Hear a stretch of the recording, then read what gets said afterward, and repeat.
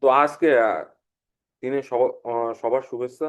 তো আজকে আমি যে যে বিষয়টা নিয়ে আলোচনা করবো সেটা হচ্ছে স্কলারশিপ প্লাস সিবি। এর আগে আমি এমও স্কলারশিপ নিয়ে আলোচনা করছি বিগত ক্লাসগুলোতে। আজকে আমি এমও স্কলারশিপ বাদ দিয়েছি, তার মানে যে আলাদা যে স্কলারশিপ গুলো আছে সেগুলো নিয়ে এক পার্টে আলোচনা করব, আরেক পার্টে আলোচনা করব সিবি নিয়ে। তো আমি প্রথমেই চাচ্ছি যে সিবি নিয়ে আলোচনা করার জন্য। দেখেন, বাংলাদেশের ট্র্যাডিশনাল যে সিভি গুলো তো ব্যবহার করা হয়, সেই ক্ষেত্রে অনেক বিষয়গুলো আছে যে বিষয়গুলো আমাদের দরকার না, তারপরেও ব্যবহার করি। একটা জিনিস আমি চিন্তা করেন, এই মেয়েটা অক্সফোর্ডে চান্স পাইছে, ক্যামব্রিজেও চান্স পাইছিল তার এই সিভিটা নিয়ে।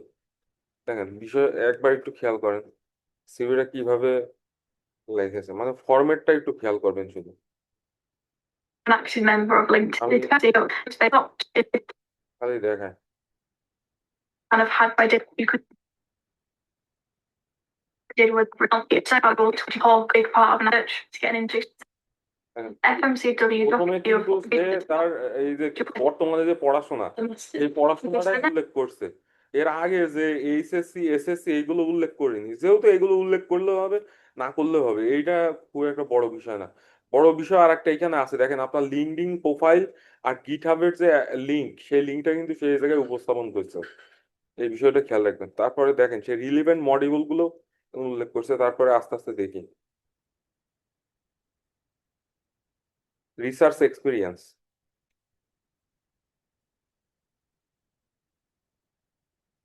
Additional experience,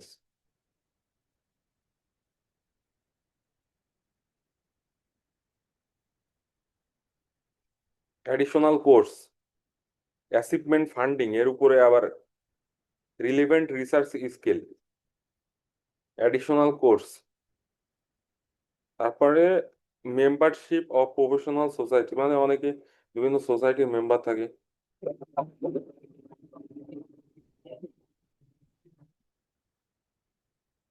they kind of sinister them and feel big.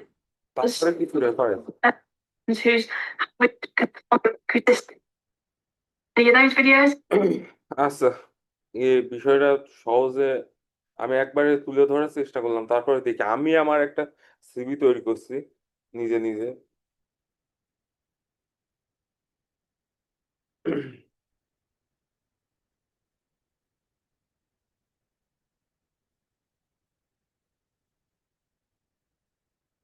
আমার যেহেতু গিটহাব অ্যাকাউন্ট আছে, কিন্তু গিটহাব অ্যাকাউন্ট সেভাবে ব্যবহার করা হয় না, এই জন্য আমি শুধুমাত্র আমার ইমেল আর লিঙ্কডইন যে আইডিটা আছে সেটা এখানে তুলে ধরছি। এখন কথা হচ্ছে গিটহাব অ্যাকাউন্টটা প্রয়োজন কিসের জন্য। গিটহাব অ্যাকাউন্টটা খুবই প্রয়োজন।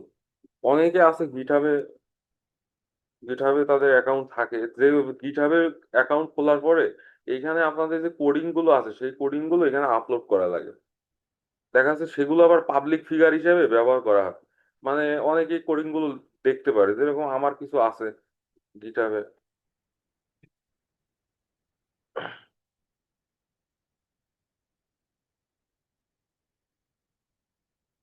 দেখা যাচ্ছে একটা লিড কোড, এটা আমি সমাধান করছি, এটা এখানে, মানে সমাধান বলতে লিড কোডের solution, lead code study Asian university, এর ভিতরে আমি একটা প্রবলেম সলভ করে সেটা সমাধান করার চেষ্টা করছি।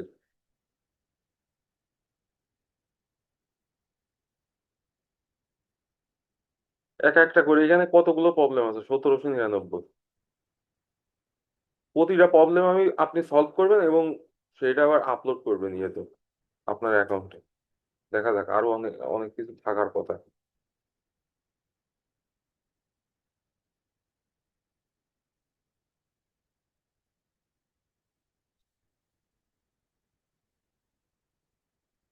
এটা কিন্তু আমার না, এগুলো আছে আর একজনের। এখান থেকে আমি একটা সমাধান করছিলাম, সেই সমাধানটা এখানে আপলোড করছিলাম পরে।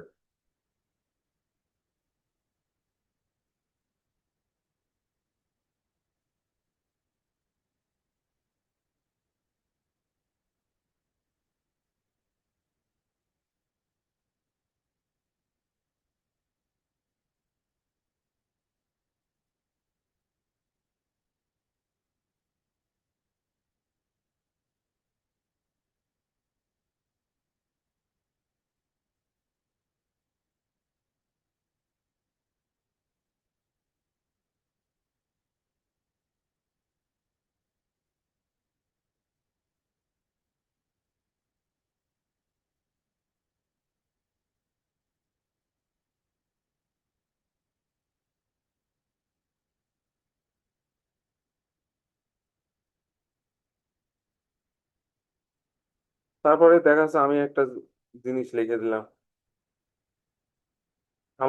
আমার সম্বন্ধে কিছু একটা লিখলাম এখানে। I am Hasib, I am interested, I am learning, I am looking for collaboration, how to reach me। আপনার প্রোফাইলটা আপনার ইচ্ছা মতো সাজাবেন, এইখানে লিখে সাজাবেন। তা এই কমেন্ট গুলো আবার সবার ওই যাদের যারা আপনার গিটহাব অ্যাকাউন্টের ভিতরে যাবে তারা বিষয়গুলো দেখতে পারবে যে আপনি কি চান, আপনার কোনো প্রজেক্টে আগে করা আছে কিনা।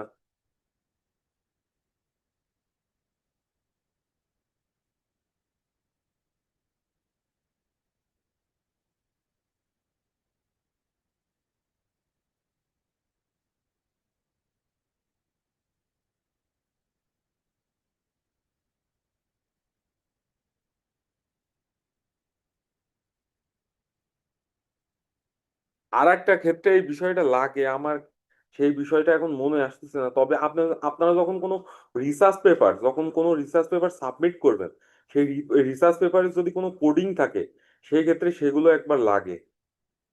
কোডিং গুলো আপনি ওই গিটহাব অ্যাকাউন্টে আপলোড করার পরে ওখানে ডেটা রেসপিরেটরিতে ওই বিষয়গুলো আবার আপলোড করা লাগে পরবর্তীতে।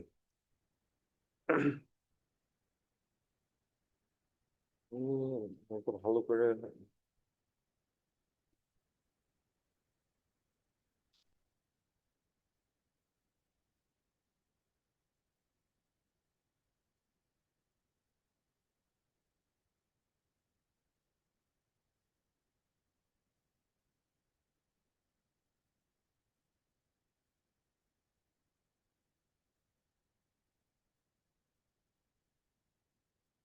যাই হোক, আমার গিটহাব অ্যাকাউন্টটা এতটা ভালো না। আমার কথা বুঝতে পারছেন? গিটহাব অ্যাকাউন্টটা এতটা ভালো না।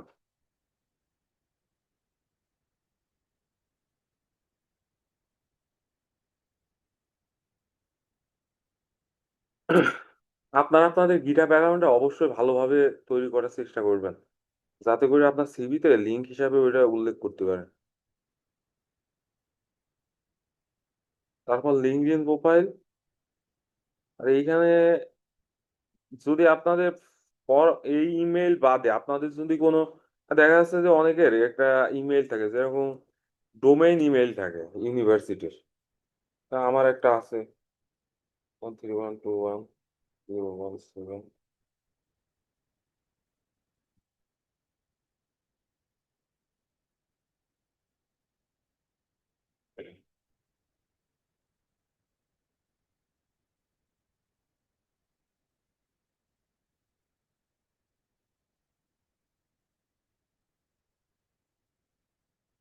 সবচেয়ে বড় কথা হচ্ছে মাইক্রোসফটের দক্ষতাটা থাকা প্রয়োজন।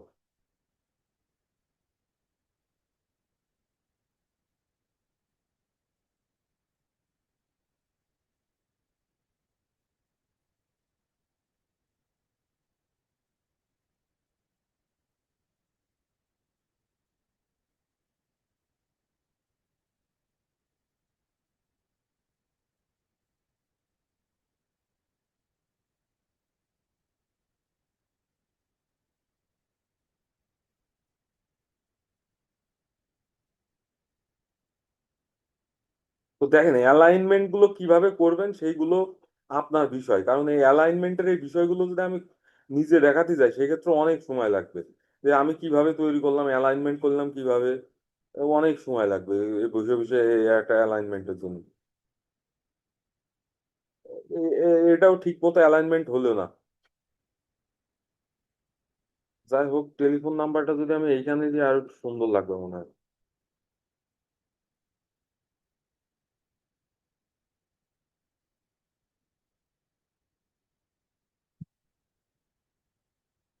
যাক, এত সময় নেই অ্যালাইনমেন্ট করার, আমি যে কথাগুলো বলি সেই কথাগুলো শুনুন।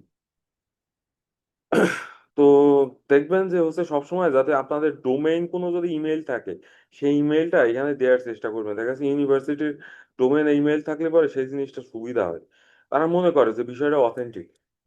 ঠিক আছে। তারপর একটা অবজেক্টিভ দিবেন। তো অবজেক্টিভটা কি হবে যে আপনার মোটামুটি কি স্কেল আছে, কি কি কাজ করতে চাচ্ছেন। আর আপনি যদি গ্র্যাজুয়েট হন তাহলে পরে কেবলমাত্র আপনি গ্র্যাজুয়েট থেকে বেরোলেন, এবং আপনার কিছু কমিউনিকেশন স্কিল আছে, আর রিকোয়ারমেন্ট কিছু টাস্ক আছে, এবং আপনি অনেক রিসোর্সফুল, হার্ডওয়ার্কিং মাইন্ডসেট এবং অ্যাডাপ্টেবিলিটি আছে, যেরকম আপনি বিভিন্ন কাজে আপনার কোনো কোনো একটা কোনো একটা মানে কোনো একটা পরিবেশের সাথে আপনার খাপ খাইয়ে নেওয়ার অভিযোজন ক্ষমতা আছে, যে কোনো পজিশনে আপনি সঠিক সিদ্ধান্ত নিতে পারেন, এরকম একটা। তারপরে একাডেমিক কোয়ালিফিকেশন, কেউ যদি মনে করে যে আমার এইচএসসি আমি দেব না, কোনো বিষয় না। যারা মানে যারা আন্ডার গ্রাজুয়েটে ভর্তি হবে তাদের ক্ষেত্রে অবশ্যই তো এসএসসি আর এইচএসসিটা উল্লেখ থাকা লাগবে। কিন্তু যদি যারা পিএইচডি তে ভর্তি হবে অথবা যারা মাস্টার্সে ভর্তি হবে, শুধুমাত্র বিটেক, আমি যেহেতু বাংলাদেশে যেহেতু বিএসসি, আমার বিটেক ছিল সেহেতু আমি বিটেক লিখছি, তো এখানে বিএসসি ট্রিপলি কোন ইউনিভার্সিটি থেকে কত ইয়ে ছিল, রেজাল্ট ছিল এরকম। তারপরে দেখেন একটা আউটলাইন আসছে রিসার্চ এক্সপিরিয়েন্স। হুম, এই জিনিসটা, আউটলাইনটা ঠিক নেই।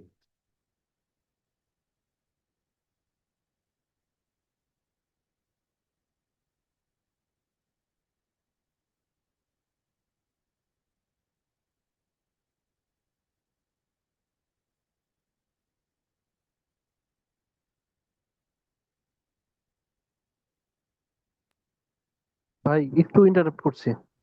বলেন। জি ভাই, ওই যে রিসার্চ এক্সপিরিয়েন্স যে চ্যাপ্টারটা, এইখানে আমাদের যাদের কোনো রিসার্চ পেপার আছে, ভাই এক্সপিরিয়েন্স কি ওই পেপারের উপর বেস করে দিতে হবে, নাকি মোটামুটি যা পারি যেরকম পারি যত রকম এক্সপিরিয়েন্স আছে না, মোটামুটি সব দিব, দেখা যাচ্ছে কোনটা যে দিলে আপনি ভালো তো হয় ভাই? ইন্টার্নশিপ করছেন অথবা আপনার কোনো ইয়ে আছে, মানে পেপার পাবলিশ থাকলে পরে সেটা তো অবশ্যই উল্লেখ করে দেবেন যে আপনার পেপার পাবলিশ ছিল। পেপার পাবলিশ থাকা মানে খুবই ভালো কিছু। আমার কথা বুঝতে পারছেন? পেপার পাবলিশ থাকা মানে অনেক খুবই ভালো কিছু, কিন্তু দেখতে হবে পেপার কোন জার্নালে পাবলিশ আছে, আপনার কি স্কোপাস ইন্ডেক্স ছিল কিনা জার্নাল, তারপরে সেইগুলো আবার মানে ক্যালিব্রেশন, যে ইম্প্যাক্ট ফ্যাক্টরের র্যাঙ্কিং দেয় তার ইম্প্যাক্ট ফ্যাক্টর আছে কি নেই। আর হচ্ছে আপনার দেখা যাচ্ছে রিসার্চ পেপারের ক্ষেত্রে দুইটা জিনিস ম্যান্ডেটরি থাকে, একটা হচ্ছে এটা এসসিআইই কিনা, আর হচ্ছে আপনার এটা স্কোপাস কিনা, সীমাগত স্কোপাস কিনা। এই জিনিসটা খেয়াল রাখবেন। অনেক পিডিটরি জার্নাল আছে, আর প্রশ্নের উত্তরটা আমি যেহেতু এইখানেই দিয়ে দিই, অনেক পিডিটরি জার্নাল আছে যারা হচ্ছে আপনার এই ফেক জার্নাল বলে যাদের। দেখেন, আমি একটা পেপার সাবমিট করছি, কতগুলো জার্নাল খালি ইনভাইটেশন দেয়, প্রতিদিন ইনভাইটেশন দেয় যে আমার এই জার্নালে আপনার এই রিসার্চ পেপারটা পাবলিশ করেন। কিন্তু সমস্যা হচ্ছে জার্নাল তো হলেই হবে না, জার্নালে তো একটা মানে ইয়ে থাকতে হবে। আমি ডিলিট করে ফেলছি, মানে দেখি আমার আর একটা ইমেল অ্যাড্রেসে থাকলে পরে এই জিনিসটা খুব গুরুত্বপূর্ণ একটা প্রশ্ন করছেন।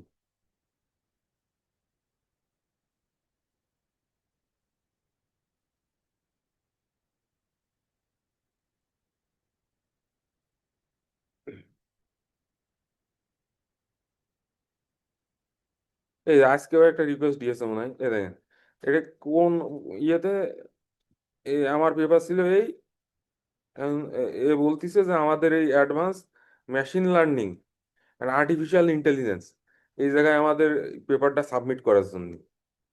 তো দেখি লিঙ্কটা ভিজিট করে।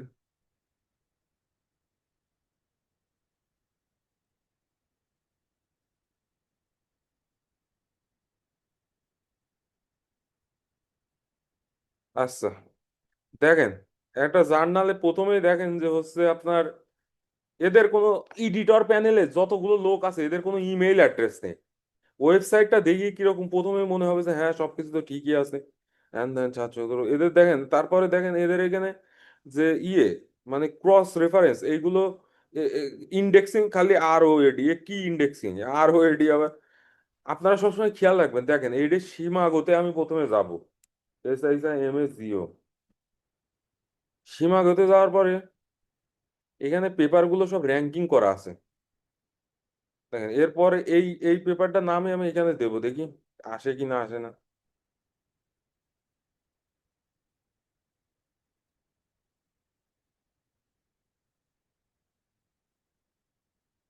Advance in artificial intelligence and machine learning. দেখেন এইটা হচ্ছে ইন্ডিয়া, শিমুর পাবলিকেশন। আর এইটা কি আসছে? ও past, advance in machine learning and artificial intelligence, advance in, এ দেখেন, দেখেছেন এই হেরফের করে ফেলেছে, advance in artificial intelligence and machine learning, আর এখানে কি দিয়ে আছে advance in machine learning and artificial intelligence. তার মানে কি এটা একটা ফেক জার্নাল, কিভাবে আমি বুঝবো? এখানে একটা দুনিয়া এর একটা ফেক জার্নাল নিয়ে প্রিডিটরি জার্নাল নিয়ে একটা লিস্ট আছে, তার নাম হচ্ছে বেল লিস্ট। বেল লিস্টে, এখানে বেল লিস্টে আপনার সব ধরনের জার্নালটা আপনার অথেন্টিক কি অথেন্টিক না এই জিনিসটা আপনার বলে দেবে। তারপরে দেখেন এখন জার্নালে আমি আসলাম, আসার পরে দেখা যাচ্ছে এখানে পাবলিশার, পাবলিশার হচ্ছে এখানে দেখেন, এটা তো জার্নালের নেই কিন্তু পাবলিশার হচ্ছে শিমুর পাবলিকেশন, পাবলিশার হচ্ছে শিমুর পাবলিকেশন, কিন্তু জার্নালের নেম হচ্ছে advance artificial intelligence and machine learning. এদের জার্নালের নেম হচ্ছে artificial advance in machine learning and artificial intelligence, আর জার্নালের নাম হচ্ছে, পাবলিশারের নাম হচ্ছে ওপাস্ট। দেখি আমি একটু লিখে, ওপাস্ট, এ দেখেন, মানে এটা একটা ফেক জার্নাল। এখানে আমার মানে জার্নাল রিসার্চ পেপার পাবলিশ করে 2 আনা কোনো মূল্য নেই। দেখি আর একটা দেখি, দেখা যাচ্ছে আমি এবার একটা ভালো জার্নাল দেখি, দেখা যাচ্ছে যে দেখলাম আমি স্প্রিঙ্গার নেচারে একটা পেপার পাবলিশ করবো, তো আমি অনেকবার রিজেক্ট হয়েছি, অনেক চেষ্টা করতেছি একটা পেপার পাবলিশের জন্য, এখন পর্যন্ত আমার পেপার এখনো পাবলিশ হয়নি।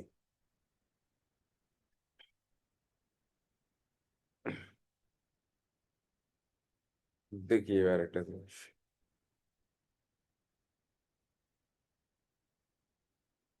এ এ আচ্ছা, পাবলিশারের নাম হচ্ছে স্প্রিঙ্গার নেচার, আর জার্নালের নাম হচ্ছে ক্লাস্টার কম্পিউটিং, CLUSTRCOMPUTING। দেখি এখন আমি একটা ক্লাস্টার কম্পিউটিং এখানে লিখে দেখি,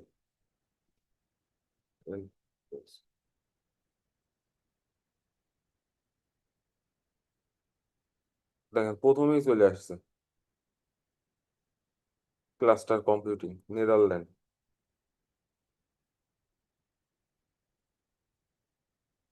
সব কিছু দিয়ে আছে এখানে। মোটামুটি আকারে SDR ranking, citation, external site, বুঝলাম যে জিনিসটা অথেন্টিক। যাক,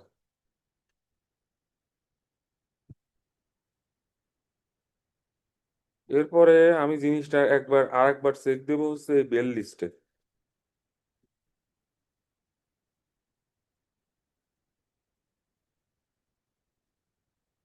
বেল লিস্টে তো এইখানে দেখাচ্ছে প্রথমে,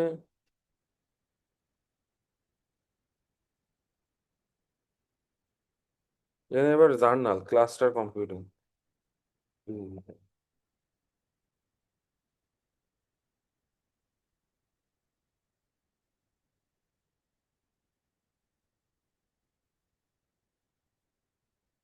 দেখেন মানে এইখানে এরকম কোনো নামই আসেনি ক্লাস্টার কম্পিউটিং। আরো একটা জিনিস খেয়াল করবেন যে জার্নালে ক্লাস্টার কম্পিউটিং এ আমি এমনি লিখি ক্লাস্টার কম্পিউটিং জার্নাল, দেখেন তাহলে স্প্রিঙ্গার লিঙ্ক, ক্লাস্টার কম্পিউটিং দেখেন, এখানে কিন্তু ওদের জার্নালের ইম্প্যাক্ট ফ্যাক্টর আর জার্নালের 5 বছরের ইম্প্যাক্ট ফ্যাক্টর, আর এই দুইটা জিনিস দেখেন খুব ভালো করে উল্লেখ করে দিয়েছে।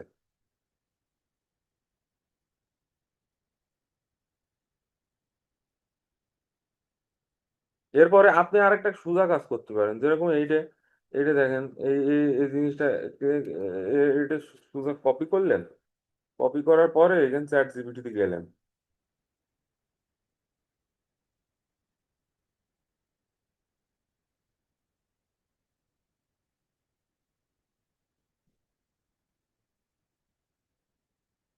তারপরে লিঙ্কটা দিয়ে দিলেন জার্নালে, তারপর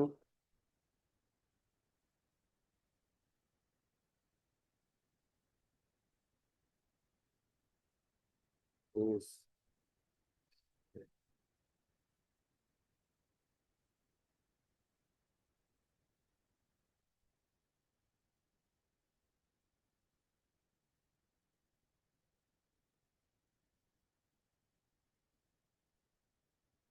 cluster computing, multiple reputed source, cluster computing is index Scopus. তারপরে এসসিআই, এটা হচ্ছে web of science core collection under SCI. Yes, cluster computing is index SCI and Scopus. সবচেয়ে গুরুত্বপূর্ণ হচ্ছে এডি এসসিআই কিনা আর এইটা স্কোপাস আছে কিনা। এই জিনিসটা যদি আপনার পেপারে থাকে, অবশ্যই আপনার পেপারটা আপনার রিসার্চ পেপারে রিসার্চ এক্সপিরিয়েন্সে উল্লেখ করবেন, অথবা রিসার্চ এক্সপিরিয়েন্সে না করলে পরেও, হ্যাঁ, রিসার্চ এক্সপিরিয়েন্সে উল্লেখ করবেন পেপারের নাম, তারপরে ল্যাবরেটরি কত ইম্প্যাক্ট ফ্যাক্টর ছিল, কত সালে পাবলিশ হয়েছে, এই ডেটাগুলো দেওয়া খুবই ভালো। ভাই আমার উত্তর কি পাইছেন? জি ভাই, পাইছি ভাই, থ্যাংক ইউ, থ্যাংক ইউ।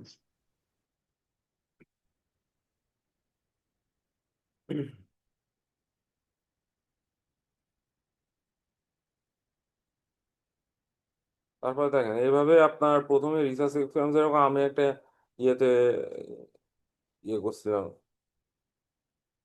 মানে পাওয়ার ডিস্ট্রিবিউশন সিস্টেম নিয়ে। এবার এখানে কি লিখবেন, এখানে মোটামুটি যে জিনিসগুলো উল্লেখ করবেন, যে জিনিসগুলো আপনি করেছেন, এই প্র্যাকটিক্যালি মানে যে জিনিসগুলো আপনি করেছেন ট্রেনিং এর ভিতরে, দেখা যাচ্ছে এইখানে মনে করেন যে আপনি লিখে দিলেন যে হচ্ছে এই ট্রান্সফরমার কি, এই ট্রান্সফরমার কি, তারপরে হচ্ছে আপনার এইখানে এই সার্কিট ব্রেকার কি, এই বিষয়গুলো এখানে মনে করেন উল্লেখ করে দিলেন। তারপরে সুইচ কি, তারপরে হচ্ছে সুইচ গ্যাপ কাকে বলা হয়, এই নানা জিনিসপত্র এখানে উল্লেখ করে এই কাকে বলা হয় কি, এইগুলো এখানে গুরুত্বপূর্ণ না, এখানে আপনার রোলটা কি ছিল আর আপনি কি করেছেন, এই জিনিসটা গুরুত্বপূর্ণ। এখানে 5টা পয়েন্ট, 4-5টা পয়েন্ট দিবেন। তারপরে আমি ইন্টার্নশিপ করছি এশিয়া ইউনিভার্সিটি তাইওয়ান থেকে, জানুয়ারি 2023 থেকে এপ্রিল 2023, 4 মাস। তারপর এখানে অ্যাডিশনাল এক্সপিরিয়েন্সে কি, এই আমি কোনো ওই অ্যাডিশনাল এক্সপিরিয়েন্সে তো আমার কোনো মনে করেন যে রিসার্চ পেপার নেই বা ওই ধরনের কোনো এক্সপিরিয়েন্সও ছিল না। এখানে আমি কি দিয়ে দিছি, আমি ওই কবিতা আবৃত্তি করতাম, এই বিষয়গুলো দিয়ে দিছি অ্যাডিশনাল এক্সপিরিয়েন্স। আশা করি বুঝতে পারছেন। 1 মিনিট।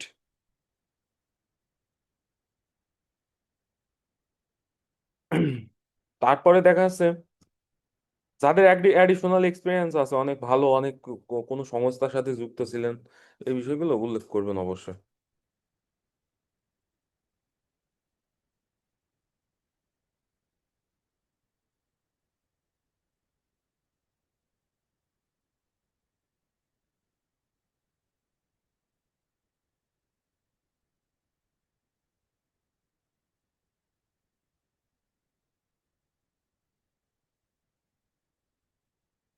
এবার রিলেভেন্ট রিসার্চ স্কিলে দেখা যাচ্ছে কারো পাইথন, কারো আর ল্যাঙ্গুয়েজ, কারো সি++। তোমার কি ধরনের স্কিল আছে সেই বিষয়গুলো একটু উল্লেখ করে দিন। এরপরে অ্যাডিশনাল কোর্স, অনেকে আছে যে কোর্স করে, কোর্স করলেই হবে না, কোর্সগুলো ক্রেডিট থাকতে হবে। অ্যাডিশনাল কোর্সের কিরকম ক্রেডিট থাকা লাগে, যেরকম আমি এর ক্লাসে একটা ক্লাস আগে আমি বলছি এই কথাটা, যেরকম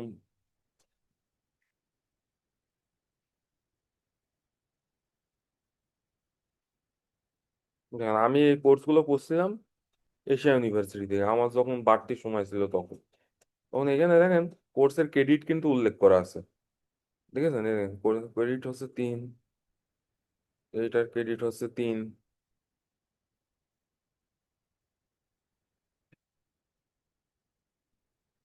ইনোভেশন ডিসিশন এইটার ক্রেডিট হচ্ছে 3।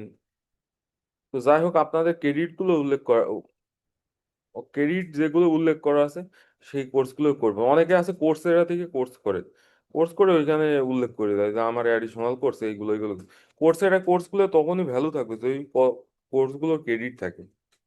আর একটা দেখায়, যেরকম আমি এর ক্লাসের আগেও একটা দেখাইছি,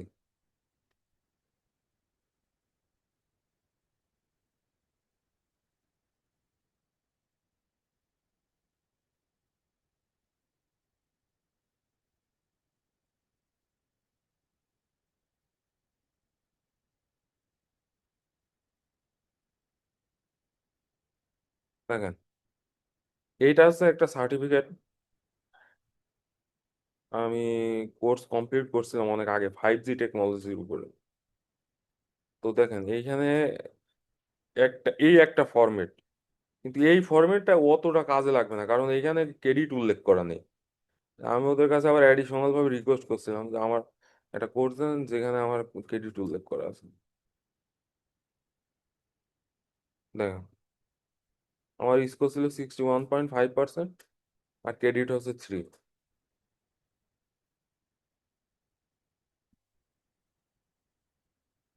দেখছেন?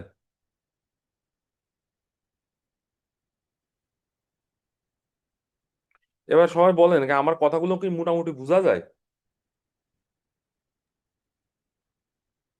জি ভাই। হুম, অবশ্যই। এইভাবে আপনার কোর্সগুলোর নাম সহ ক্রেডিট, কবে কমপ্লিট করছেন, এইভাবে ইয়ে দিয়ে দিয়ে সাজাবেন। তারপরে দেখেন আইএলটিএস এক্সামিনেশন আমি যখন দিছি, অ্যাডিশনাল কোর্সের আইএলটিএস এক্সামিনেশন আমার স্কোর সেরকম ভালো ছিল না, 5.5 আউট অফ 9।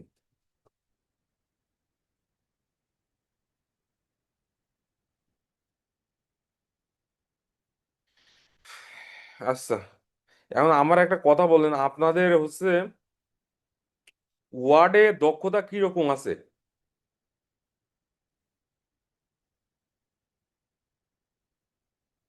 হ্যালো, জি ভাই।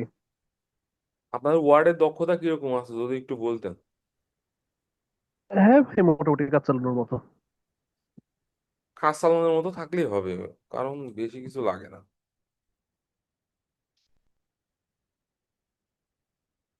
যাক, ভালো কথা। এরপরে আমি দেখি সিবি নিয়ে ক্লাস তো শেষ হয়ে গেল। এরপরে হচ্ছে আমি সিবির ফরম্যাটটা আপনাদের ইয়েতে দিয়ে দেবো, আমার কথা বুঝতে পারছেন, হচ্ছে হোয়াটসঅ্যাপে। এর এর সেকেন্ড ক্লাসে আমি স্কলারশিপ নিয়ে আলোচনা করব। তো মিটিংটা আমি এখানে ক্লোজ করে আবার আরেকটা মিটিং লিংক দিচ্ছি, দয়া করে একটু জয়েন করেন। সবাই ভালো থাকবেন, সুস্থ থাকবেন।